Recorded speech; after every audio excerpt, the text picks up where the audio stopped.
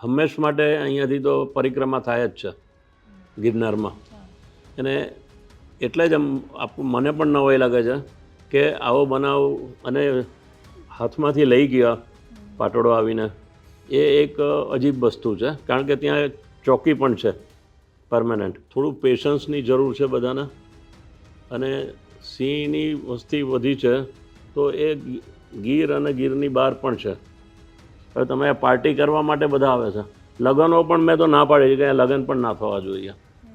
લગ્નની બહાર જ તમે રાખો. આ જંગલમાં લગ્ન થોડા થવા જોઈએ.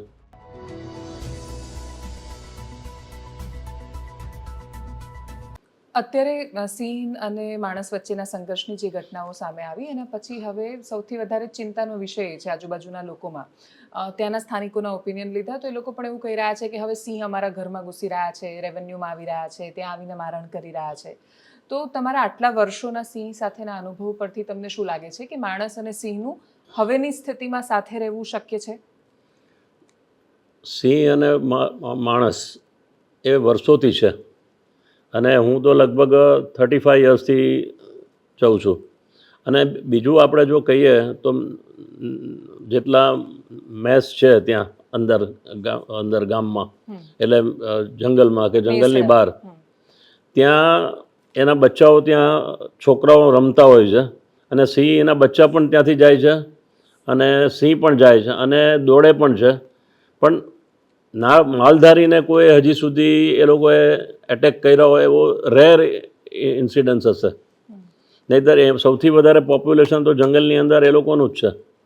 જો આટલી ભેંસ જાય, હા, ભેંસ પર કોઈ વખત એ લોકો ઓલા થઈ જાય તો ભેંસને ફાડી ખાય, એવા પ્રસંગ બને.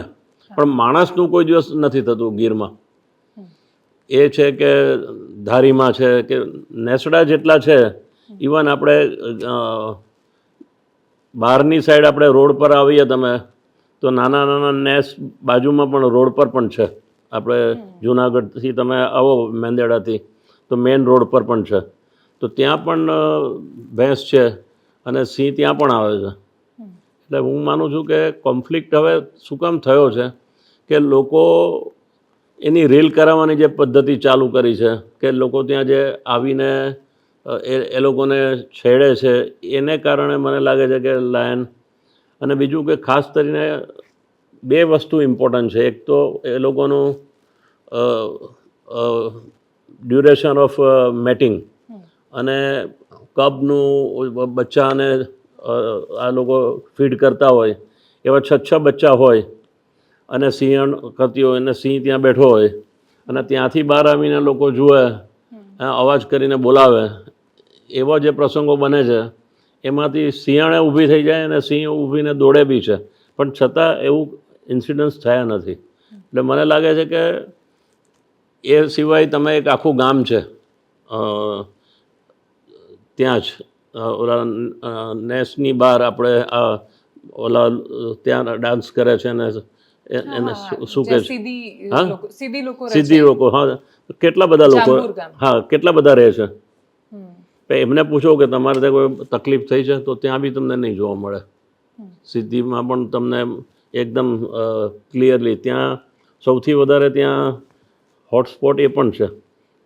ત્યાંથી જવાનો પછી ધારીમાં જવાનો રસ્તો પણ છે ત્યાંથી. એટલે હું માનું છું કે થોડું પેશન્સની જરૂર છે બધાને. અને સિંહની વસ્તી વધી છે તો એ ગીર અને ગીરની બહાર પણ છે. એટલે દાખલા તરીકે જે મેં આપને વાત કરી કે ચાંચ બંદર છે કે પીપાવાવ પોર્ટ છે, એ સૌથી વધારે તકલીફ થવી જોઈએ તો ત્યાં થવી જોઈએ, કારણ કે પોર્ટ લાઈવ છે, ડેડ પોર્ટ નથી. અને ત્યાં 50, 60, 70 સુધી એ લોકોની સંખ્યા વધી ગઈ છે. અને મુવમેન્ટ બધી ચાલુ જ છે ત્યાં. તો ત્યાં પૂછો કે કોઈનો એક્સિડન્ટ થયો ત્યાં સિંહ સાથે, તો નથી થયો. એની રસ્તામાં એ લોકો બેસી રહે છે બાજુમાં અને એનું એન્જોય કરે છે. એવી જ રીતે ચાંચ બંદર છે તો એમાં લેપર્ડનું છે એક ઓલું છે, શું કે આપણે વાહન નહીં, એનું છે આપણે સ્ટીમર છે જૂની. ઓક્શન બી નથી થતું અને આ લોકો કાઢતા પણ નથી. તો લેપર્ડ માટેનું હાઇડિંગ ઘર થઈ ગયું છે. અને એની જ બાજુમાં તમે જુઓ તો સીધું બાજુમાં રાજાનો પેલેસ છે, અને રાજાના પેલેસમાં તમને ત્યાં સિંહ અને સિંહણ એ નીચે આવીને રેસ્ટ કરે છે અને કિલિંગ કરીને પછી ત્યાં એન્જોય કરે છે. એટલે આ દ્રષ્ટિઓ હજી પણ અમે જોયા. હમણાં વસ્તી ગણતરી માટે અમે ગયા હતા તો એમ લાગ્યું કે આ કેટલું અજુબ છે. બોલો. સિંહ પરનું તમારું જે પુસ્તક છે એમાં એકદમ શરૂઆતમાં તમે તમારા જૂના પ્રસંગ કહી રહ્યા છો. એમાં એક ઉલ્લેખ એવો આવે છે કે પહેલાં ત્યાંથી ટ્રેન પેલી પસાર થતી અને સિંહ તો રોયલ કહેવાય, એટલે ત્યાં પાટા પર હોય તો એ ઊભોય ન થાય, એટલે ટ્રેન એટલી વાર ઊભી રહે, પછી સિંહ રસ્તો આપે, પછી ટ્રેન આગળ જાય. તો એ વખતે એ જે ધીરજ હતી પહેલાંના વર્ષોમાં, હવે માણસની આખી વૃત્તિ બદલાયેલી છે, સમય બહુ જ બદલાયો છે. એવા સમયમાં માણસ એવું માનવા તૈયાર જ નથી કે સિંહ ઘરની બહાર આવી શકે અથવા ગીરની બહાર પણ જઈ શકે. બૃહદ ગીરમાં મોટાભાગના સિંહોની વસ્તી છે. સિંહ વધતા વધતા ચોટીલા સુધી આવી જશે એવું લાગે છે બધાને, છેક તો આટલા વર્ષોમાં સોમનાથ સુધી આવી ગયા છે, ચોરવાડ સુધી આવી ગયા છે. એટલે દરિયા કિનારા પર પણ આટલા બધા સિંહ છે. આવે છે. તો ગીરમાં રહેતા માણસને તો ખબર છે, વર્ષોથી પેઢીઓથી ખબર છે કે એને સિંહ સાથે કેવી રીતે રહેવાનું છે. બહારના માણસો સિંહ સાથે કેવી રીતે રહેશે? એટલે જ્યાં આપણે જેની વાત કરીએ છીએ, દાખલા કે અમરેલી છે, રાજુલા છે, જાફરાબાદ છે, પછી પોરબંદર પાસે છે, એ બધામાં તમે જુઓ તો લોકોને સિંહનો અનુભવ છે જ. નવા લોકો આવે છે ને તો એ જે ખાસ કરીને યંગસ્ટર્સ અને જે ગાડી લઈને જોડે છે, બાઇક પાછળ દોડે છે કે આવ્યા છે, એટલે તો એ જે પ્રસંગ બને છે એને કારણે એ વાતાવરણ ત્યાં ખરાબ થાય છે. તો સિંહ બદલાયો છે અત્યારે, કેમ કે આ ઘણા બધા કિસ્સાઓ એવા છે કે જે રાજુલા થયું તો ત્યાં દેખાયું કે મેટિંગ પીરિયડમાં હેરાન કરતા હતા, પણ ગિરનારમાં જે બાળકનો કિસ્સો થયો ને એ સિવાય છૂટાછવાયા એક મહિનામાં, એટલે છેલ્લા 45 દિવસમાં 8 જેટલા માનવ મૃત્યુ છે. તો આ કિસ્સામાં જેમ સિંહને પૂરો અધિકાર છે સુરક્ષા સાથે રહેવાનો, એ જ રીતે માણસનો પણ અધિકાર છે સુરક્ષા સાથે રહેવાનો.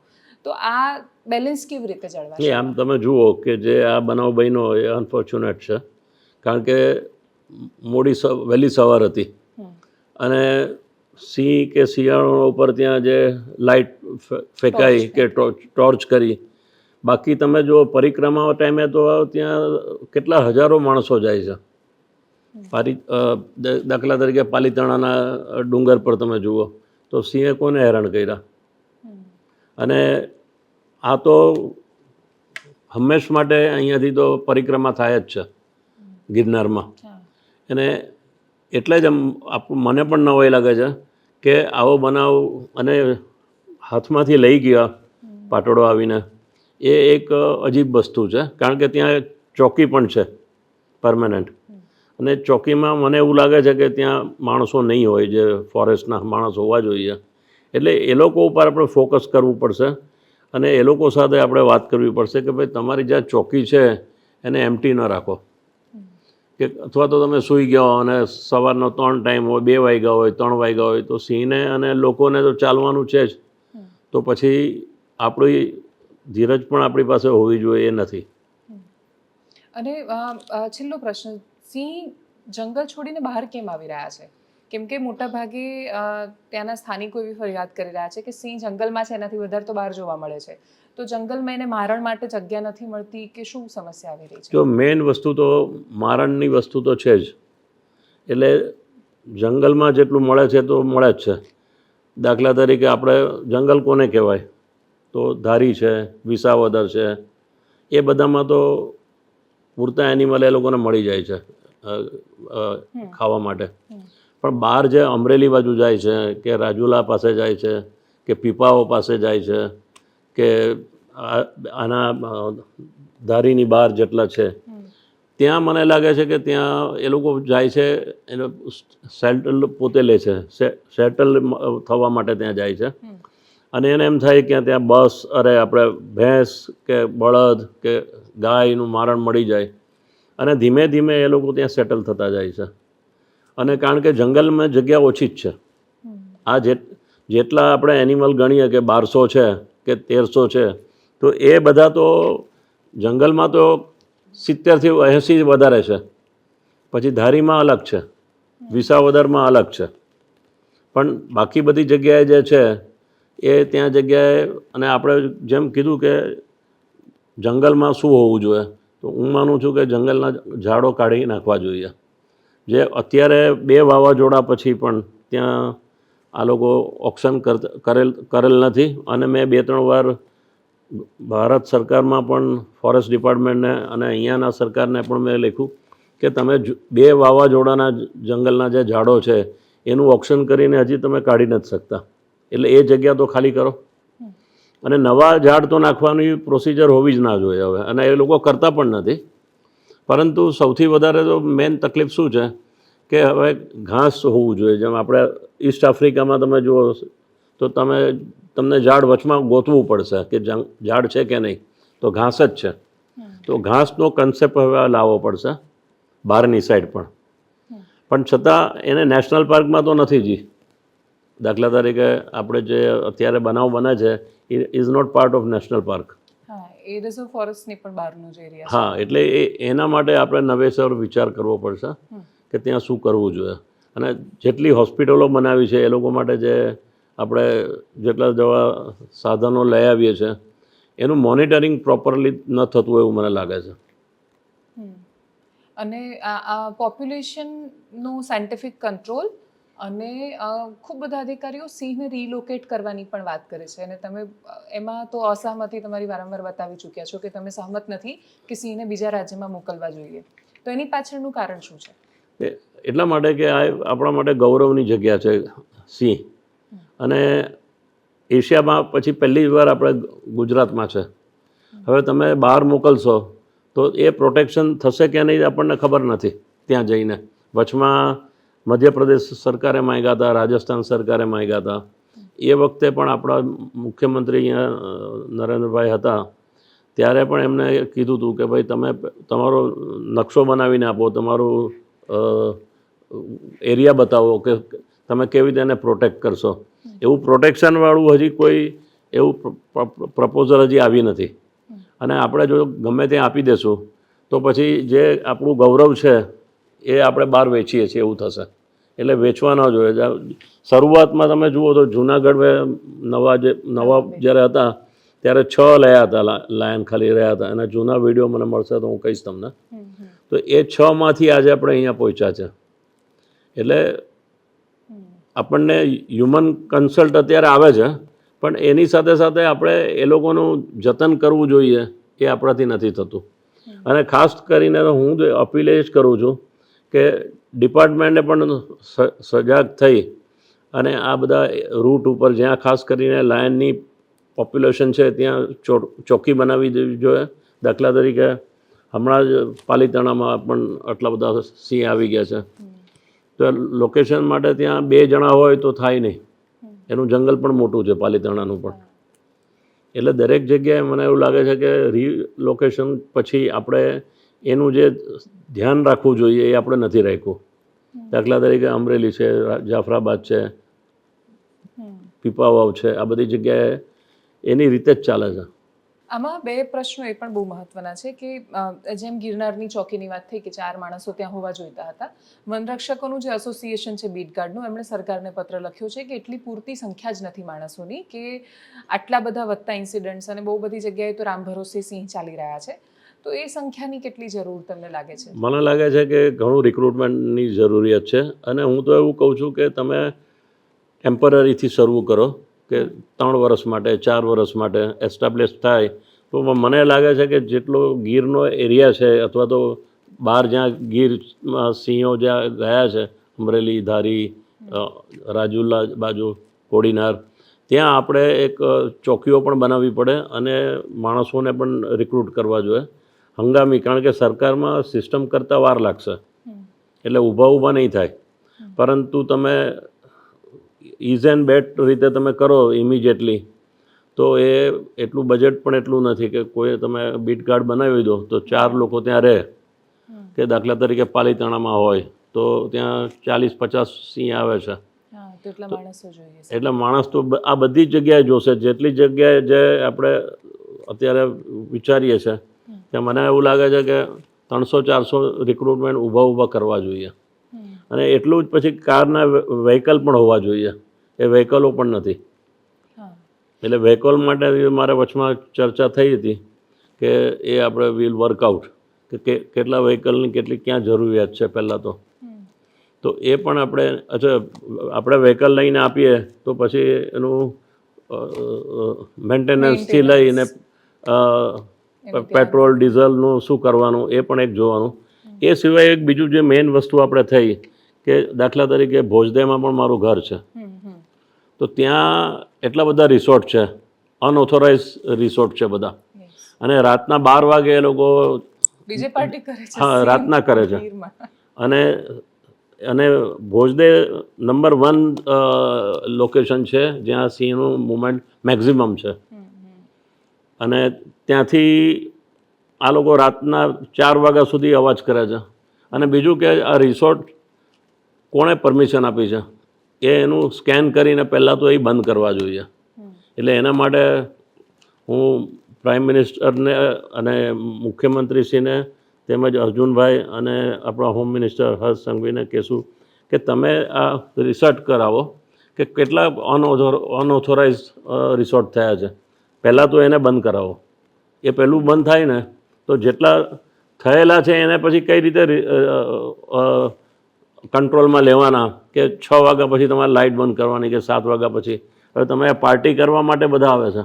લગ્નો પણ મેં તો ના પાડી કે લગ્ન પણ ના થવા જોઈએ. લગ્નની બહાર જ તમે રાખો. આ જંગલમાં લગ્ન થોડા થવા જોઈએ. એટલે આ બધી વસ્તુઓને આપણે કંટ્રોલ કરવાની બહુ જરૂર છે.